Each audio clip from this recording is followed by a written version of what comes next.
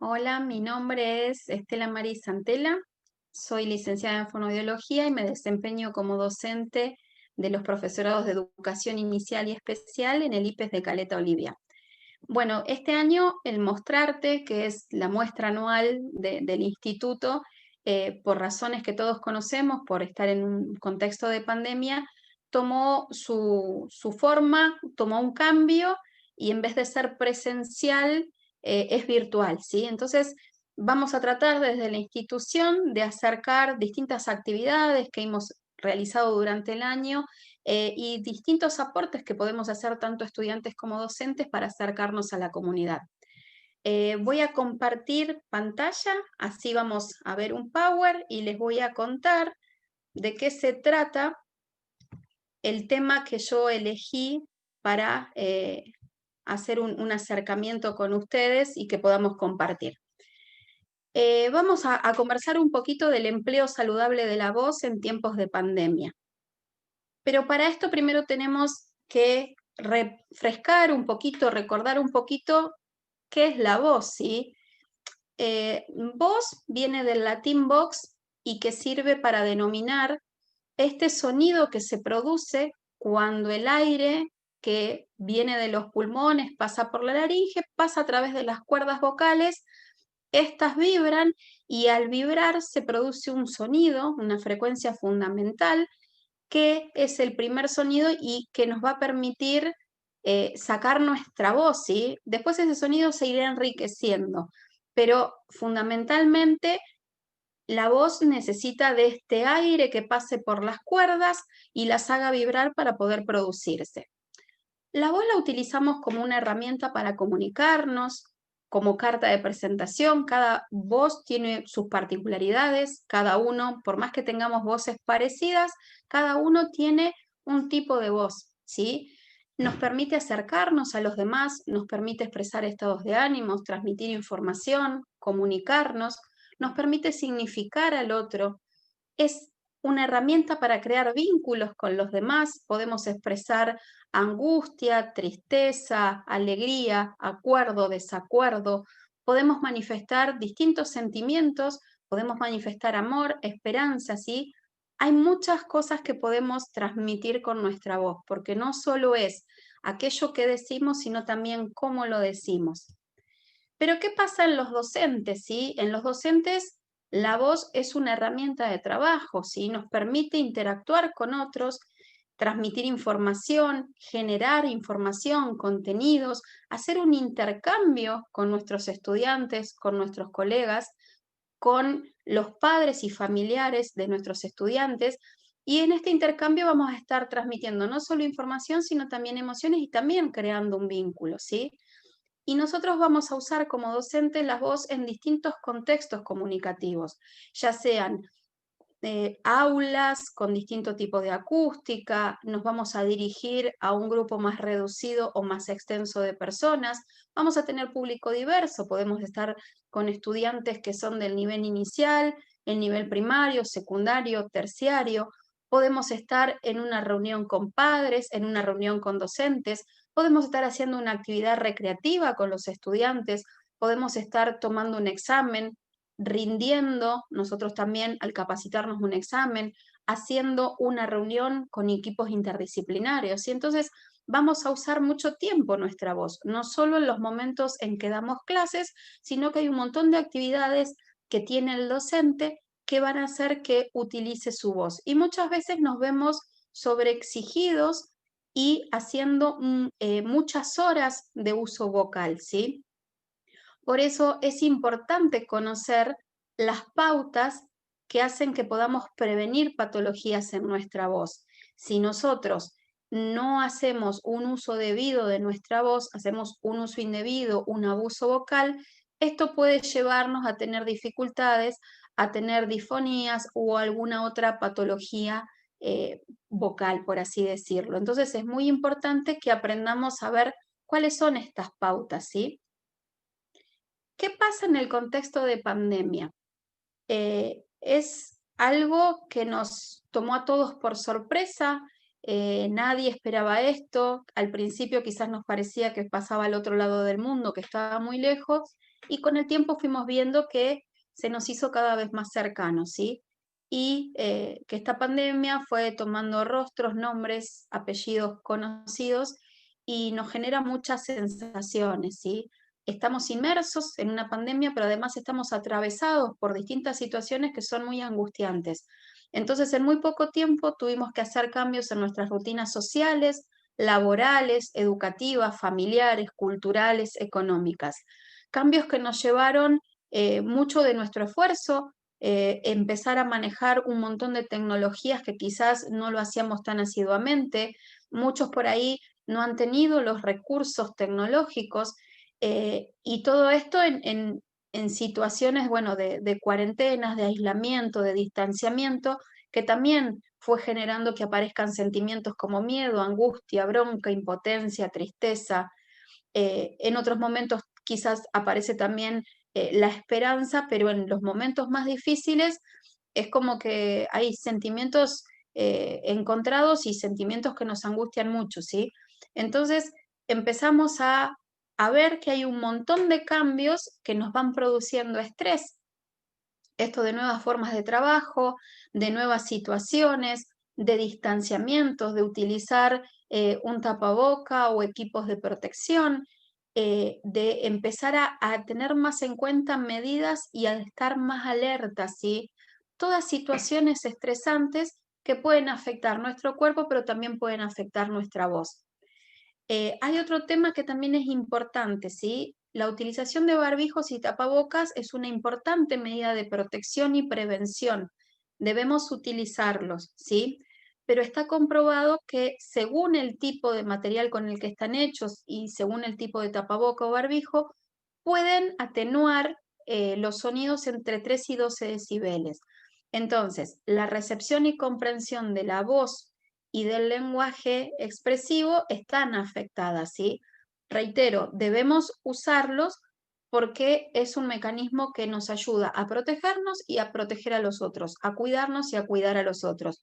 Y sabemos que por el momento las herramientas que tenemos son estas herramientas preventivas y de autocuidado y cuidado del otro. Pero sí es importante ver que cuando tenemos el barbijo puesto, la voz no se puede proyectar como cuando estamos sin barbijo. Hay decibeles que se van perdiendo, hay pistas acústicas que se van perdiendo, pero también hay pistas de gestos faciales y corporales que se van perdiendo. Hay un montón de pistas que tienen que ver con la comprensión de lo que se emite, la comprensión de esta frase que le decimos al otro o la frase que recibimos del otro, que se van perdiendo. Entonces, muchas veces, ¿qué hacemos? Si no nos entendieron, volvemos a reiterar, pero cuando reiteramos, elevamos nuestra voz o gritamos, ¿sí? Pensando que quizás el otro nos va a entender si gritamos un poco más y empezamos a forzar nuestra voz. Ni que hablar de las personas del equipo de salud que tienen que trabajar con muchas medidas de protección, que deben usar el barbijo N95, la máscara, estar a cierta distancia, ¿sí? Son un montón de factores que van haciendo que tengamos que hacer un esfuerzo vocal. Entonces, es muy importante ver cómo podemos hacer para prevenir esta fatiga vocal. Entonces, lo importante es reforzar las pautas de higiene vocal en general y en especial pautas que tienen que ver con la respiración, con el reconocimiento y manejo de emociones, con la ergonomía, con el movimiento y con la hidratación. Entonces, me parece oportuno que ahora veamos un poquito estas pautas como para refrescarlas o aprender a conocerlas quienes aún no hayan tenido información sobre las mismas. A fin de que sea más práctico, las vamos a dividir en pautas de higiene que tienen que ver con el ambiente, con la voz y con la persona, pero están todas relacionadas, ¿sí? Y lo importante es poder identificar y eliminar estos factores que causan el mal uso y el abuso de la voz y promover conductas adecuadas y sanas para poder hacer un adecuado uso de la voz. No solo los docentes, ¿sí? Todo el público en general. damos un poco más de énfasis a los docentes porque nosotros estamos haciendo un trabajo cotidiano con el uso de nuestra voz, ¿sí? No solo en el aula cuando hacemos clases presenciales, sino a través de la virtualidad nos vimos muy exigidos con muchas horas de utilizar plataformas virtuales, mensajes de audio. Entonces, eh, no es solo para los docentes estas recomendaciones que vamos a ver, sino también para todos los que estén utilizando en gran medida su voz. Entonces, vamos a ver como primera parte las medidas que tienen que ver con recomendaciones sobre el ambiente. Vamos a tratar de evitar los cambios bruscos de temperatura que pueden afectarnos. Los ambientes muy refrigerados o muy calefaccionados están muy secos, ¿sí? Porque tanto la calefacción como el aire acondicionado, cuando hace mucho calor y ponemos temperaturas más refrigerantes, quitan la humedad que hay en el ambiente.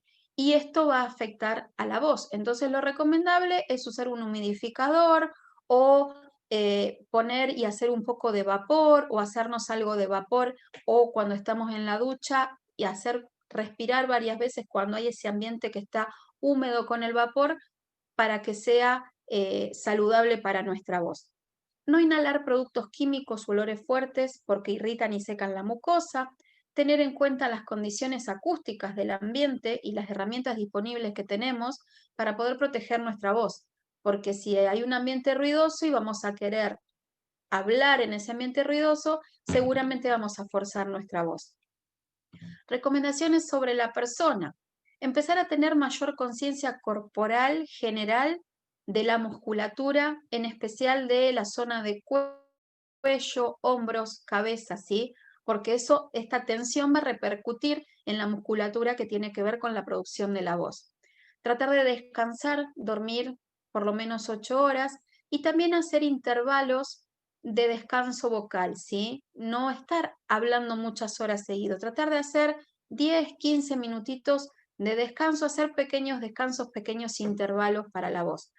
Evitar alimentos irritantes como tabaco, cafeína, teína, alcohol, comidas muy picantes, muy saladas, muy dulces, muy mentoladas, muy calientes o muy frías porque pueden irritar todo lo que tiene que ver con la mucosa, porque acuérdense que algunas como el tabaco tienen irritantes que no son buenos para la vía respiratoria en general, pero hay alimentos que lo que hacen es irritar el contenido del estómago, mayor producción de ácido clorhídrico, y esto va a ser un factor irritante que no solo va a afectar toda la parte digestiva y va a afectar el esófago, sino que también puede afectar lo que tiene que ver con la producción de la voz.